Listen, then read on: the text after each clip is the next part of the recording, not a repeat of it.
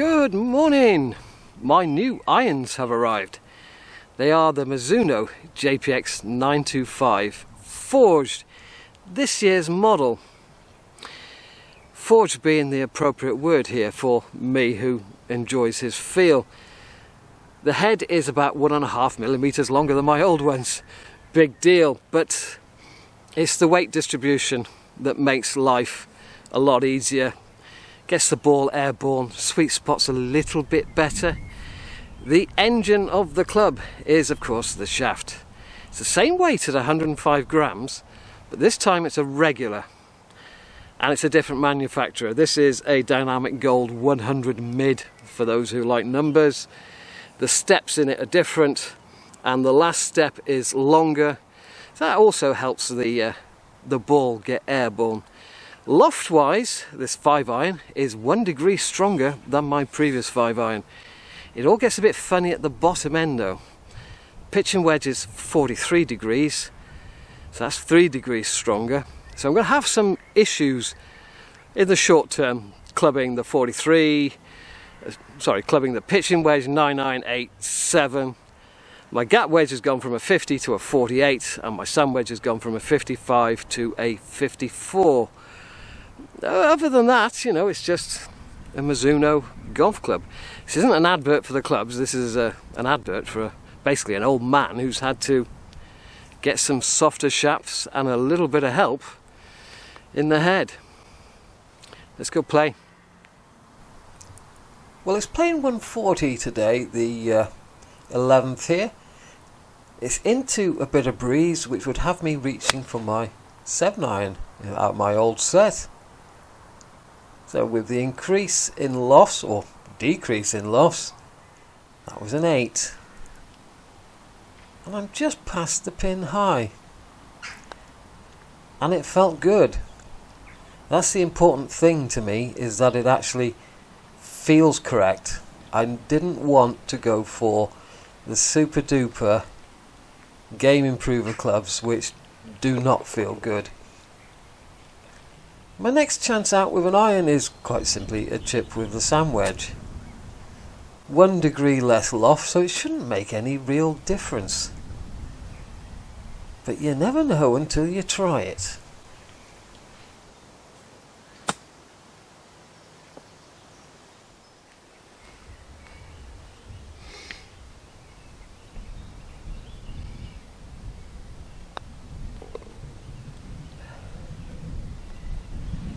Like to still chip.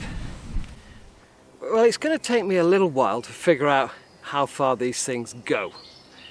Not just because of the lofts, but also because of the shaft and the way a regular makes me deliver the club head a little bit different.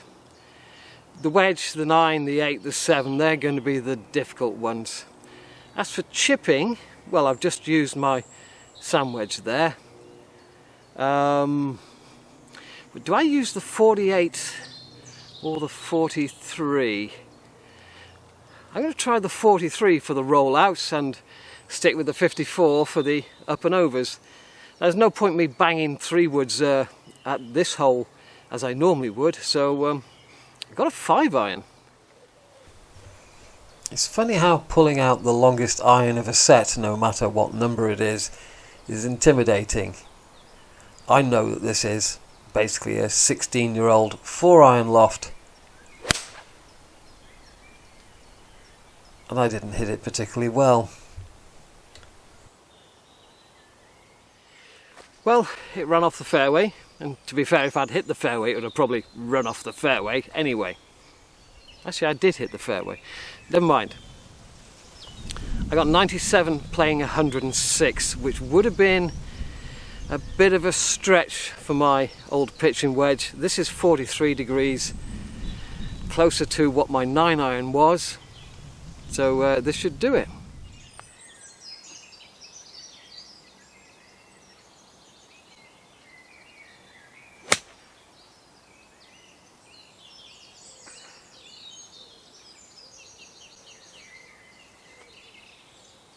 Don't know. Trouble is you can't see from here. I must admit, walking up to the green, I wasn't entirely sure that it made it I was thinking, oh, I've hit a wedge, that's going to be in the front bunker, but quite clearly it's not. My pitch mark was well onto the green, and it stopped quick despite the greens being still on the firm side. Must be the new grooves.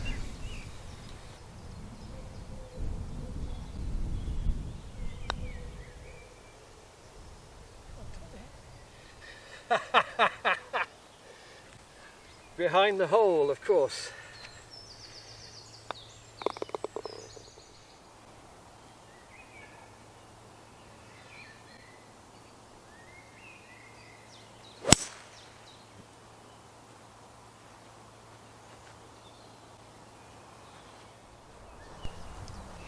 Even though this is down the hill, I'm still uncertain because I'm still programmed into my old 9-iron. But it's pitched pin high and gone beyond. Bloody hell, that's pitched pin high. I can instantly feel that little bit of extra forgiveness, and as this is a 9-iron, which is 1025E mild steel, I've still got wonderful feel.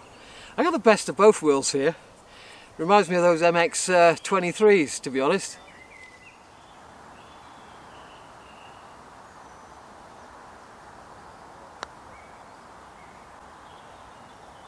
Oh my.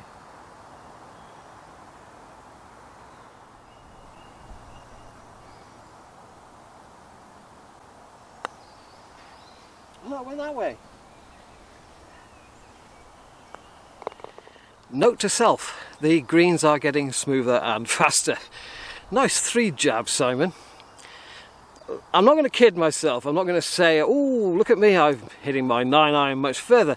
We all know that the loft is 3 or 4 degrees stronger than my old 9-iron. But it was the flight, it was the height of it. How do you get that height with less loft? How do you get that beautiful flight, that little draw with less loft? It can only be the weight distribution in the head and perhaps some help from having a regular shaft. Let's move on and try not to 3 jab anymore.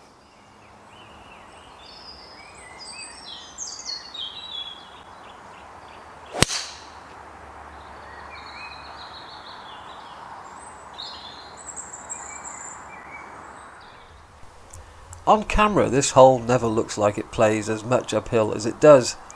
Plus, of course, you're on a little bit of an upslope into the bargain.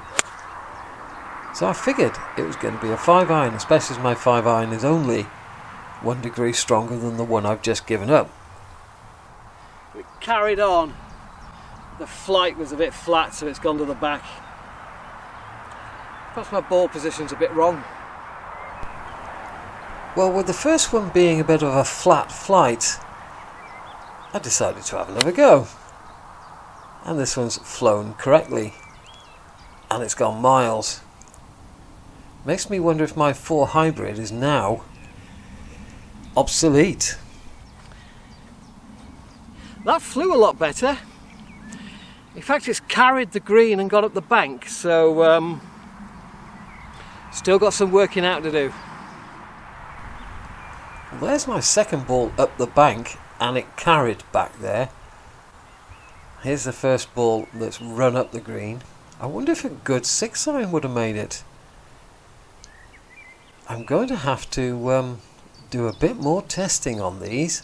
I could go in the studio, but I much prefer to do it in the real world.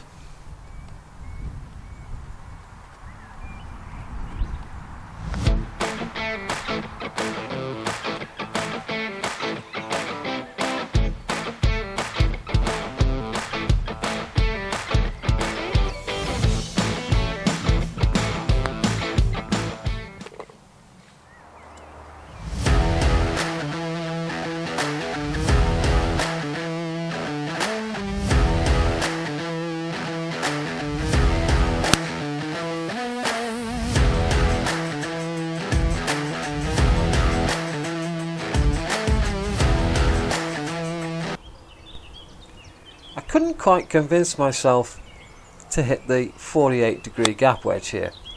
So I've gone with the pitching wedge. I've tried to chop some yardage off it and completely failed to do so. That thing flew. Absolutely flew. The 17th, the long par 3, although it's not playing that long today. Tees forward and the flag's on the front. Now I have struggled on the 3rd and the 17th this year so far because the ground has been so hard and it wasn't as if you could fly the ball into the green and stop it anyway. In fact, about 3 weeks ago we had 2 clubs of wind into the face. It was 199 yards. I took my 195 yard 3 hybrid, which really shouldn't have gone anywhere near the middle of the green into a 2 club wind. However, it was in the middle of the 13th fairway. I'd hit it about 240 yards with the ground being so firm.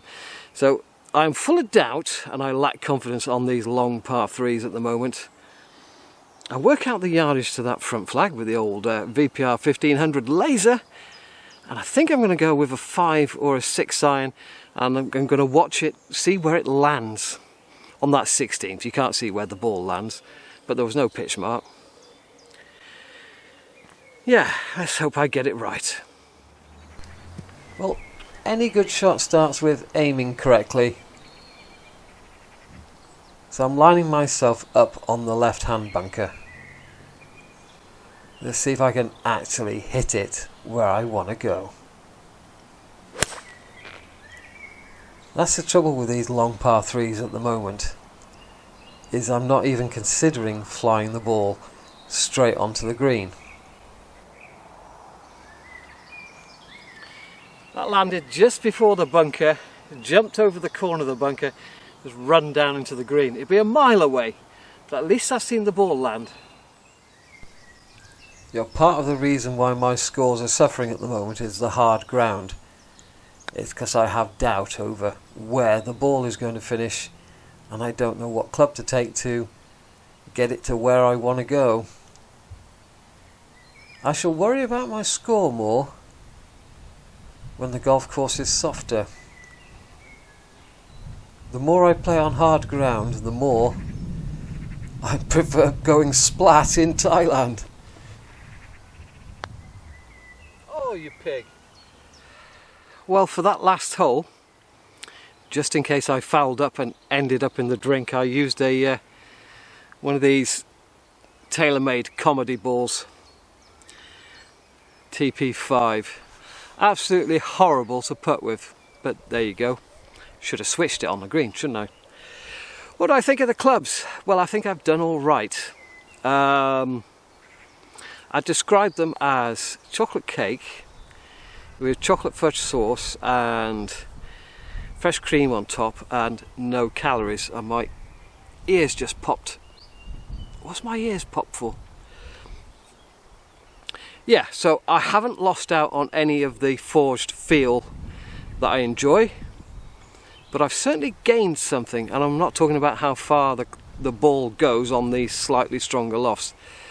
That's something I'm going to have to work out, especially those sort of 3/4 wedge shots where you're trying to chop it up in the air with a bit more spin, add a bit of loft, and completely failed to do so on 16. I'm not going to record down the last. There's been a huge event on today. The patio of the clubhouse is going to be absolutely heaving, and if you've never played with a camera, try plonking a camera down on the 18th green right outside the clubhouse with in excess of 150 people there. It's not a good look.